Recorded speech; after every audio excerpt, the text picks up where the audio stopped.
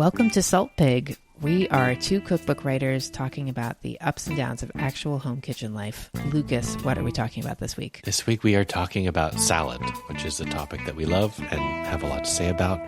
What is a salad? What are the salads we make every day? Some standout ones that we discuss. There's a broccoli salad. We go kind of deep on broccoli salad.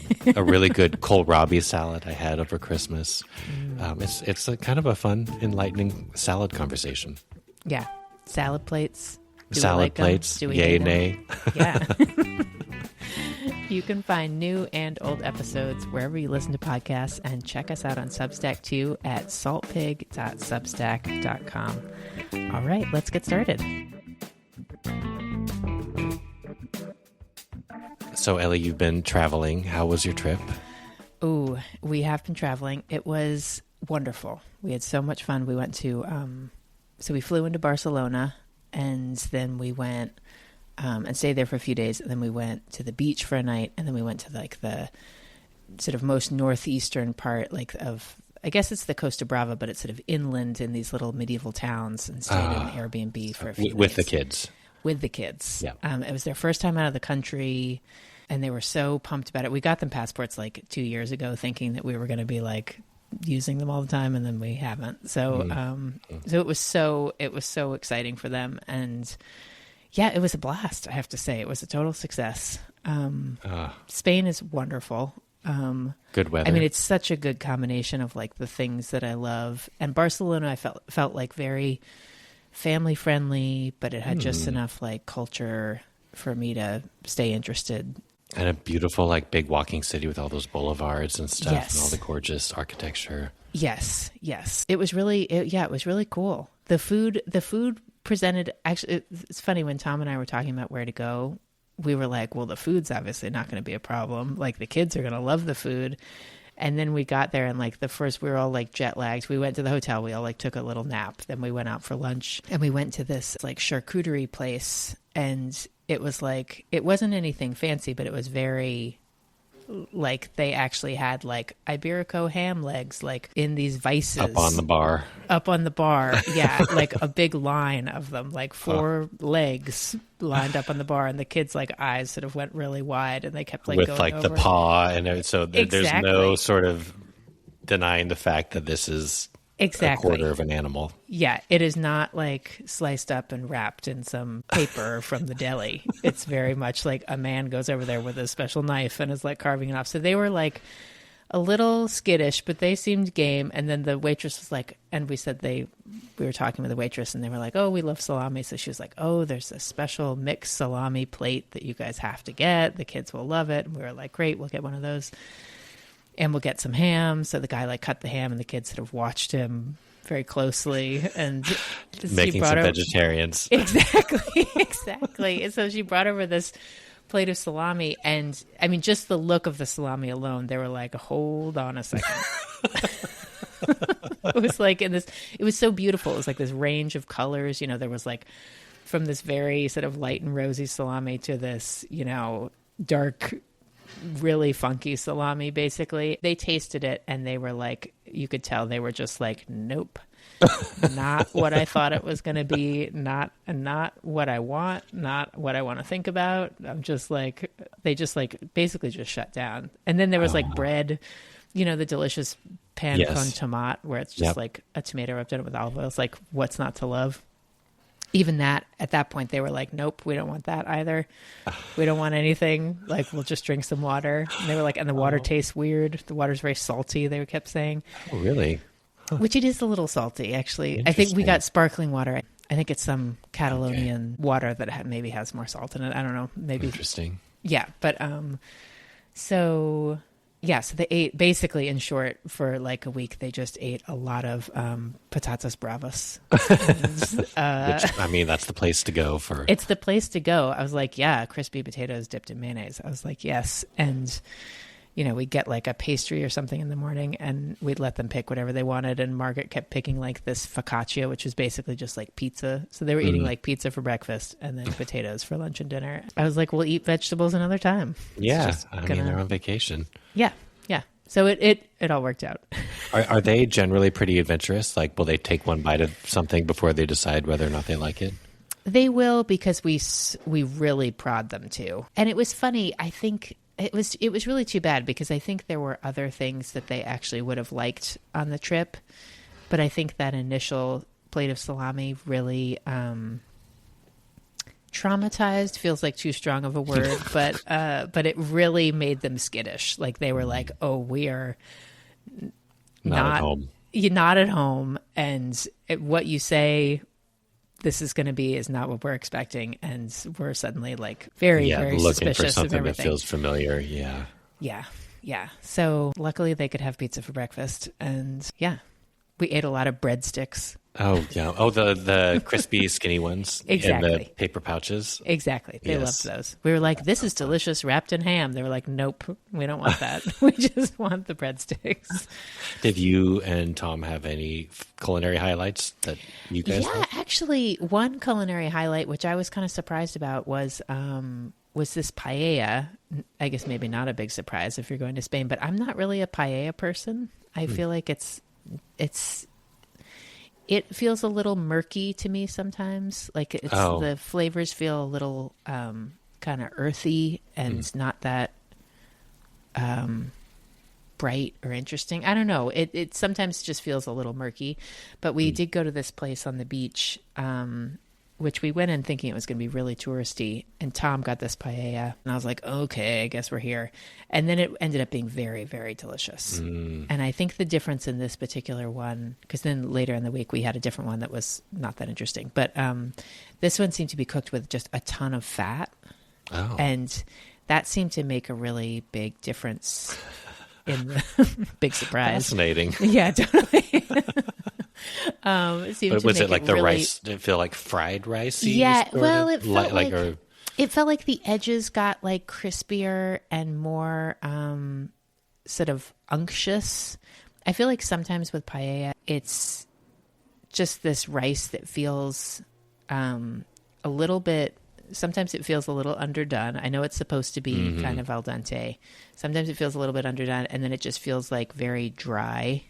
Uh-huh. So there's something about this extra fat that made it feel a little better. So That's a great thing to discover when you're traveling, especially when you're in Spain. it is. Yeah.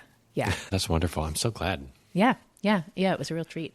Well, and then eating all that meat and salami and stuff, we have a perfect topic for you. We're going to talk about salad. Topic. Yeah. I know. It's literally like what when I was on the airplane coming back. I mean, I literally hadn't eaten a vegetable in like the whole week. Like there was just not a vegetable. I'd had like some roasted pepper bits here and there, but it was really just like not a vegetable in sight. And when we got on the plane, they served us this kind of grim lunch that had like the world's smallest salad. And it had, like four leaves. The four green leaves. Exactly. And like 2 little circles of radish and 1 little circle of cucumber. And I like ate it with such gusto. I was sitting next to Henry and I was like, "Do you want your salad? It tastes so great. Like, let me prepare it for you." He was like, "No, thanks, Mom." I was like, "Okay, I'll eat it." And I just like snarfed it all down. I was just like, it was just all I craved. So perfect topic. Yeah. Yeah. Well, also it's like weird how I feel like this is such a common thing to get home from vacation and be like, I want to salad. I mean, this is what we were talking about in the last episode. I know. But I guess you just kind of overindulge. But why is it that travel food so often doesn't feature salads and vegetables and like fresh vegetables? I don't know. I guess Maybe it it's the doesn't feel places we're going. special enough. Yeah. Or something. But that's what's so strange is that a salad can be so special. So special. Yeah. And also it can just be, I don't know, it can just feel really necessary. There was something as I was like chomping on these like 4 leaves, I was like, humans are supposed to be eating leaves. I was like, yes, this is important. Well, I grew up to like, we had a salad with like dinner was not complete without a salad. Yeah. And I remember that being one of my first tasks in the kitchen was my mom would have me make the salad. And for a while it was like bag Caesar salad mixes and then, or like one of the other ones. And we often had a lot of, like we had the assortment of bottled salad dressings in the refrigerator door, which I know this is very different from how you probably grew up. But at some point I learned how to make a balsamic vinaigrette, and then I began doing the homemade dressing. But anyway, salad was always my Like for the family, you yeah did for it? the family, Oh, just to that's so add sweet. to Yeah. our everyday dinners. Yeah. Oh, that's cool. But it's like that's never left me. A meal really doesn't feel complete if there aren't some fresh greens. Yeah. It's funny. I grew up the same way, and you're absolutely right. We did not have bottled salad dressings, much to my chagrin, which, like, I was, like, so jealous of other people's bottled salad dressings. Really? Like, oh, my God. My best friend Dana had, like, exactly what you're talking about. The inside of her refrigerator door had, like... Ranch. Four different Catalina. salad dressings. Do you know what I'm talking about? That's like the color of ketchup. It's like this Catalina. I think it includes ketchup, basically. Yeah, probably. But, is Catalina something? Maybe it's a Catalina like French dressing, or what is Catalina? I don't know. So, as you say that. I'm probably making that up. The exotic Catalina dressing. Some Italian vinaigrette. Yep. Or Italian dressing. Yeah, what I really craved was creamy Italian dressing for some reason, which now like sounds very yucky to me. But at the time as a child, I was like, I think it's because it was the opposite of like my mom's very delicious, very French homemade vinaigrette, which was what she would make for our salads like every night across the board. And I was just like, oh, I just want something creamy and with a little bit of sugar in it and some stabilizers and maybe some something to give it that little that savoriness. Volume. Yeah. That long shelf life. Yeah, that's for sure. But yeah, I eventually also started making salad dressing. I remember my mom showing me how to make salad dressing like in a little jar, and it was such a nice like kitchen task to give a kid.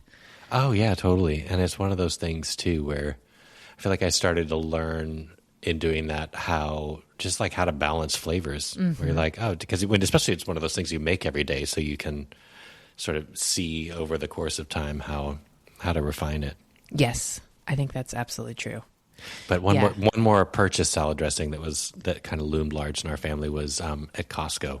There was like a jug. It was like a paint bucket of Caesar dressing.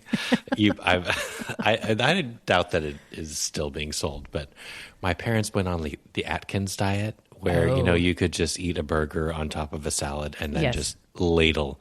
It wasn't a Caesar dressing. It was a blue cheese dressing. Oh, yeah. In a paint bucket. And you could just ladle the blue cheese dressing on top of the burger and the lettuce and the tomato. And I mean, it sounds too good to be true. Something was awry. Yeah. That's really funny. Oh my gosh. So what like salad dressings because I still just basically make vinaigrettes at home. And it's like, actually, and Tom likes vinaigrettes, but I think he thinks that my vinaigrettes have too much vinegar. Which interesting. They probably do. I think it's probably like leftover. Conserving that olive oil. It's conserving that olive oil. Exactly.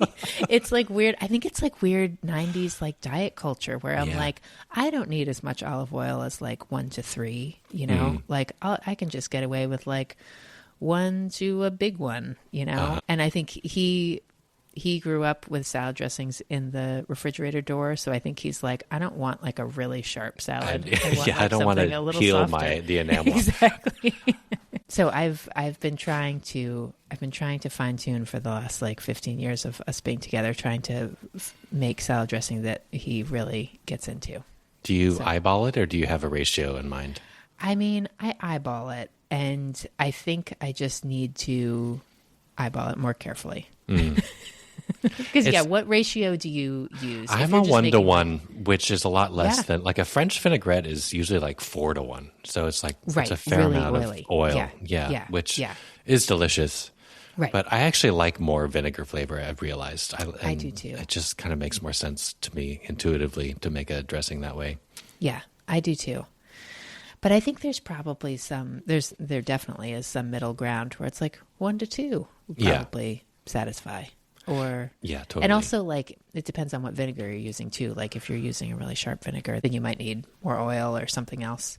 What else do you put in yours? I do. So my sort of like everyday one, I'll do a plop. It's so basic. It's like a plop of Dijon mustard, wine vinegar, actually what I like to do now is half fresh lemon juice and then half vinegar. So you get like an aged acid and a fresh acid. Then I put a little squirt of honey and then a big pinch of salt and then just whisk in the oil. And I do it right in the salad bowl because I don't want to have an extra. Or sometimes if I'm making it in a batch, I'll do it all in a jar and then shake it up and keep it in the fridge. Yeah. Yeah.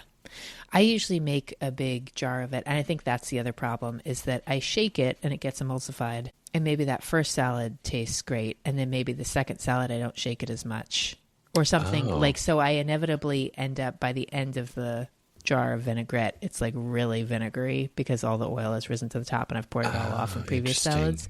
Is it also hardened, the oil? Well, I don't put it in the fridge.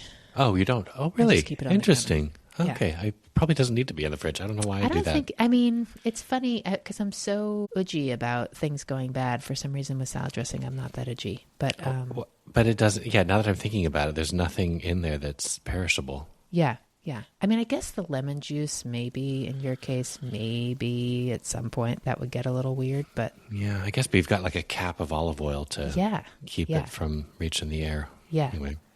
Yeah. I mean, one of the things that I get into now, especially as I'm developing recipes and trying to like give each salad a little bit more, have, more than just a basic vinaigrette. I love to whisk in like a big plop of yogurt. Like the other night I was working on a recipe. Creamy Italian. Creamy Italian? Is that what? I mean, I think you could sort of convince someone that's sort of creamy Italian-ish. I guess so. I didn't think about it that way. I was actually, what I noticed, because I was making, it was like a lemon vinaigrette. And I was using some preserved lemon, which we've talked about before, but it was just like something was so missing from it. And I had done an earlier version where it was like a yogurt-based dressing. And I just put a big plop of Greek yogurt and whisked that in there. And I didn't actually even notice that it gave it a lot of body. What I noticed is that it just balanced out all the flavors. It was like that. It was the acid, I guess, and the fat that was like maybe the two things working in tandem, but it just completely brought the dressing into focus. I believe it. I really believe it. Yeah, sometimes, I mean, vinaigrette's funny because it is really trying to bring these things together. And sometimes I do find like a salad dressing that sits around does seem a little bit better. Like it does sort of come together. Interesting. But that makes sense to me that adding something like that would bring it together. Or I love to whisk in like miso paste or tahini or something that's like really rich and flavorful. Yeah. Yeah. And that gives it, I mean, just kind of, you take a vinaigrette and it gives it a new personality. I went through a stage where I was grating in, because when I used to make vinaigrette as a child, I thought it was really fun to, I'd use like a garlic press and put in a garlic clove. And for some reason that really appealed to Tom. So for a while I was doing that because that's just sort of like anything to get him on board with my salad dressing. And that sort of brings it together in a weird way too. I think sometimes there's something about just a really plain vinaigrette that doesn't feel like it has, I don't know. It does. You have to really get the balance right. I think that's it. And sometimes I rush through it. I'm throwing it all in a jar. I'm shaking it up and I'm like, nah, it's good enough for me. And like, I'll put some more salt and pepper on it when I put it on my plate. And like, if I took the time to be like, oh, this could use a little bit more salt or maybe another squeeze of honey or whatever. Better. But do you notice sometimes you can dial in the dressing and then the second you mix it with the ingredients, it's a totally new thing. Absolutely. That's the hardest part about making salads. Absolutely. I know. Especially when you're talking about like really jazzy ingredients. Like if it's just a pile of lettuce, then you can like dip some lettuce in your salad dressing and be like, it's great. But if if you're adding like cheese or nuts or all that sort of stuff, like then it gets really, it does seem to get kind of complicated. And in those cases, when I make salads where there are like nuts, and I love to put like slivered dates in salads, that's one of my favorite things. So delicious. Or orange supremes or like stuff like that. I want that in those cases, I need the salad dressing to be pretty like bare bones. It really is just like bridging the gaps. I think that's right. I think that's right. And I think that's actually maybe where my salads with Tom have taken sort of a sad turn, is that like maybe everything in my life since I've had children, I'm just like doing the bare minimum. And so it's like, so we're just having like green salads. They're just lettuce and salad dressing. and there's nothing really else going on in it. Whereas I remember like I used to, I lived with my sister and my brother-in-law for like almost a year when I was like in sort of a life transition. And I remember I used to cook a lot when I was there, but I used to make salads, you know, most nights. And my brother-in-law used to call them signature salads because it was like, you know, I'd be like, I'm putting in like avocado and feta cheese and toasted nuts and dried cranberries and like that sort of salad, you know, where it's like slicing up different vegetables and lettuce and this and that. And then then you could kind of just like, you could drizzle some olive oil and put some salt on it and you'd kind of be done. Like, and you squirt don't a really lemon. Squirt a lemon and you're set. So, totally. So it's like when you're just like, oh, here's this sort of trough of greens, and I'm like, time for us to eat our greens. Maybe not. Maybe not as we're compelling. talking about this, I'm thinking that you and I think we have the exact same vision of a salad in our minds. We're talking about like a green leaf salad, which is not a main dish salad, right? And that is like light and sort of serves to sort of like add some freshness to the meal. Yes, but I feel like that, and I eat a salad for dinner most nights. Like I make a big salad and put a bunch of stuff in there and put some kind of protein on top. That's like one of our default meals. Is it really? I think, so good. It is so good. I could eat it every night, and it's so handy for just working through like the crisper drawer and I don't know, being able to throw all the odds and ends into one type of place. So I guess that's like a bowl salad sort of thing. But right. Even as we were preparing to have this talk, I just went through a couple of my cookbooks to see like what are people calling salads these days, because it really is like a hard to define category.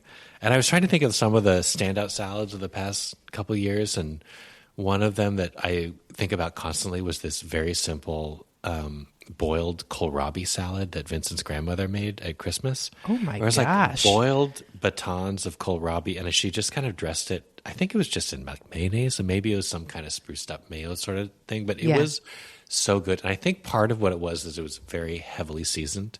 Yeah, it was like really nice and salty, and I love kohlrabi, but I'd never had it cooked before. I've only eaten it. I've never had it cooked either. I didn't but even. But it was so good. Sounds amazing. And it was like that salad serves a very different type of function in a meal. It's almost like some kind of like accent and then I was thinking, and in line with that, I've gotten into this book I think I've mentioned before, the Classic German Cooking by Louisa Weiss, which I think is so great, and that's, you know, German food. And then there's another one that I've been cooking from that's like Romanian food and other Eastern European cuisines, and these cuisines are like big on these sort of simple one vegetable non-lettuce salads that are so beautiful and so simple, and it's all about making them is all about the sort of intention and the precision of bringing everything together. It's not in any way like a passive type of salad, but they are not complicated recipes. Right. No, that's absolutely right. And they're using those ingredients that, I think it's cool to be used like a cabbage or like a root vegetable or something that you're transforming in a different way. Like you're cooking it briefly, or you're shredding it, or you're... like a celery remoulade sort of situation. Yes. There's something really appealing. I was thinking a lot about like shredded vegetable salads, because like if I love that texture, and I think it's so fun to eat like with the rest of your meal, as opposed to like a green salad, which is, in my family, we always ate green salad like after you had your sort of main dish. Oh, like in the house I grew up in, where we'd be like, oh, we're having pasta for dinner. So we'd have some pasta, and then you'd have some salad. And then if you wanted to have some more pasta, you could have some more pasta. So that's sort of how I think of green salad. But I love the idea of these salads that you eat really with the rest of your meal, where you're like, this is providing this sort of little tart bite, or this little textural surprise, or it's a temperature surprise, like it's ice cold, or it's, you know. Right. I think those salads can be really additive to like the meal experience, as opposed to, I think when I think of green salads, I think more of like, I enjoy them, but they're like their own separate thing that you're kind of eating, maybe for health and also to sort of brighten up your palate, but it's not. Yeah. It's like kind of a cleanser. It's a cleanser. Yeah. Well, I was just reminded of this because I was on Facebook and I got the 10-year memory post of the time that I went to Chez Panisse for dinner. It was a set menu, but after we had this really rich meal, the server came around with a giant wooden bowl and then just like onto your plate where there were all the drippings and dregs and all the stuff, just to put like very lightly dressed, freshly cut salad greens on top of the plate, and you'd sort of like smear them around and all the juices and stuff Sounds it was delicious. so good. And in that sense, it's like, it's a very different function from one of these other types of salads. Yes. And a critical one in a meal like that. Yes, in a meal like that, I think that's true, that's usually how we eat salad at home. I guess just because I've never really gotten over that, but there is something after as like a post meal, as sort of a second course almost. Yeah. Okay, but using the same plate, like I find using salad plates kind of silly, and I'm like, as the dishwasher in the family, I'm like, no thanks. We're not doing that. I'm like, your plate's just fine. It's all going in the same place. Is that a European thing? The post, is that where the at Chez Panisse that custom comes from? I think maybe it does. I think maybe it's kind of French. Okay. Maybe you have a salad course, like maybe. It's funny when you go to restaurants in New York. The salad is often before the main dish. Yeah, I don't normally like to order a salad before my meal. Do you ever do that? I guess I do if it's a really interesting, fun salad, but... Yeah, those types of simple salads, I never think to order them because I'm like, I can just make this at home. That's what I'm always thinking. And then I'm sure if we ordered them, we would have like our minds blown. Yeah, like my Chez Panisse experience, or I'm now remembering my friend Catherine and I, when we were in our 20s, we used to like go on one big splurge dinner a year. And this was, I mean, kind of embarrassing now because this place has been so thoroughly canceled and for legitimate reasons, but we went to the Spotted Pig. And sorry, in its heyday. In its heyday. And I remember we had our whole meal, and then Catherine, who's just like the coolest person I know and just entirely herself, and just she just has like such good instincts about everything.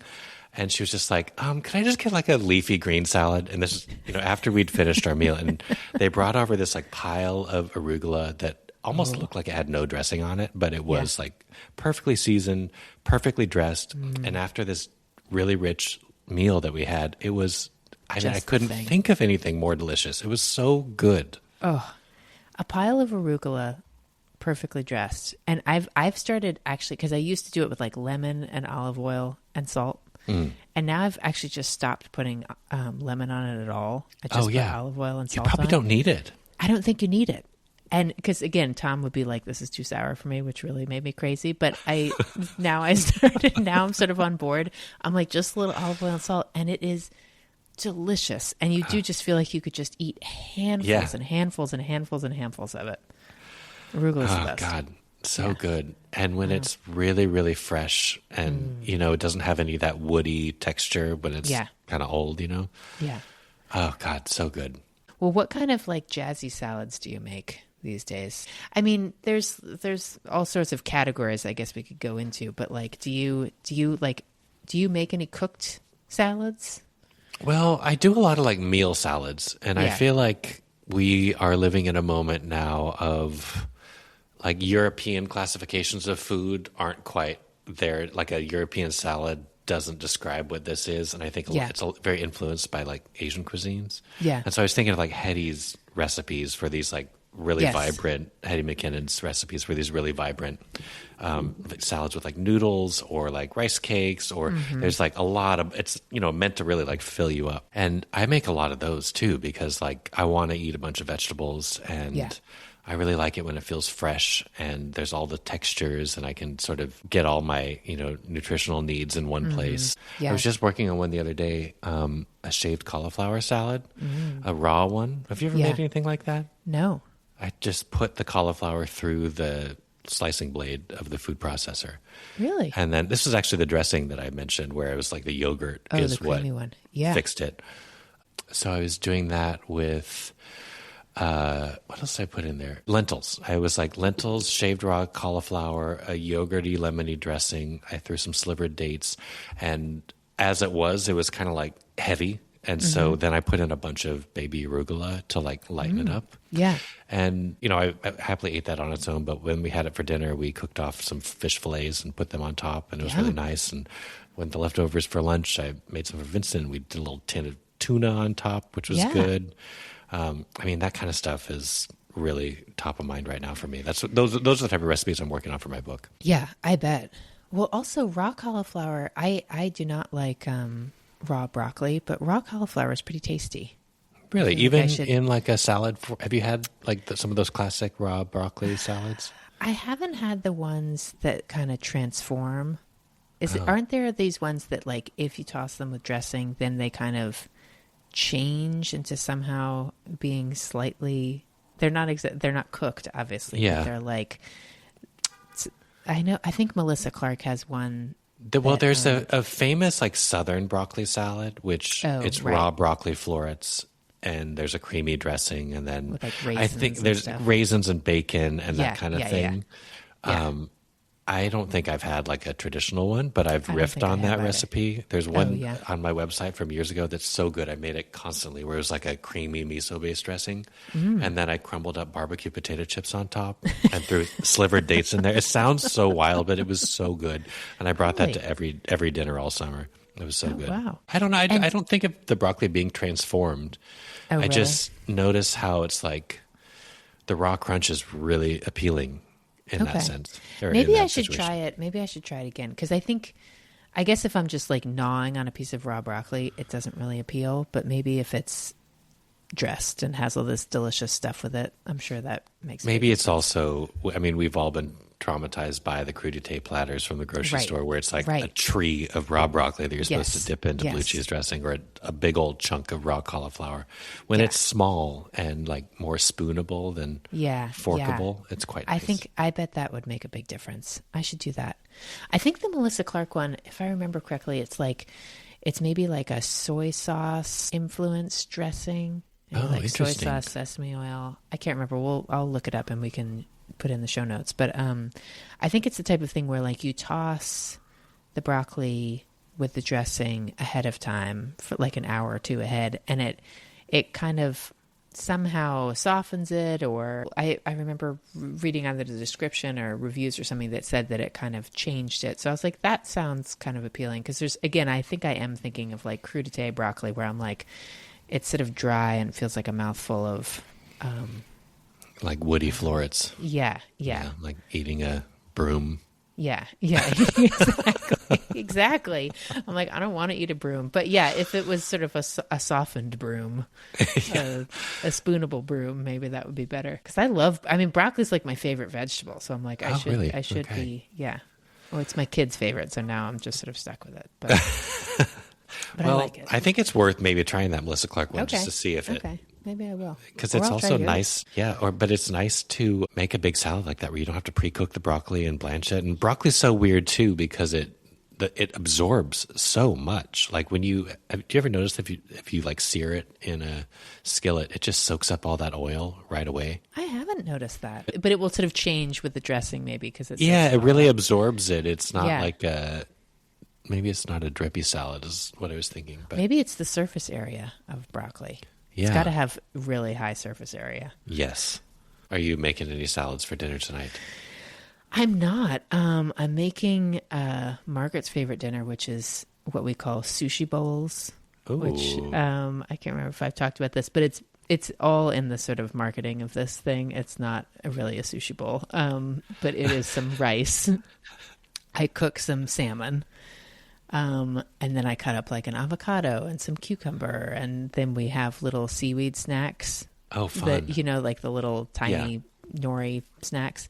So then everyone can like make their own individual tiny little sort of seaweed, sushi taco, exactly, things. Which for some reason Margaret's just like all about, and we make like spicy mayo that she can dip it in. So that sounds great. Is it like sushi rice? Do you season the rice? I don't even really season the rice. I mean, I salt it before I cook it, but I don't even do that. I could do that. That's probably a good idea. I use like short grain rice, like either short grain brown rice or short grain white rice. Okay. But it's really just about eating those seaweed snacks with kind of avocado. Basically, that's what everyone likes. Yeah, anytime food is interactive, it's just more fun too. And you get to like make your perfect bite. Like she's like, "Can I make you my perfect bite?" And I'm like, "Sure. Can I make you my perfect bite?" She's like, Yeah. Oh, I just heard an interview with a chef. I have his name here.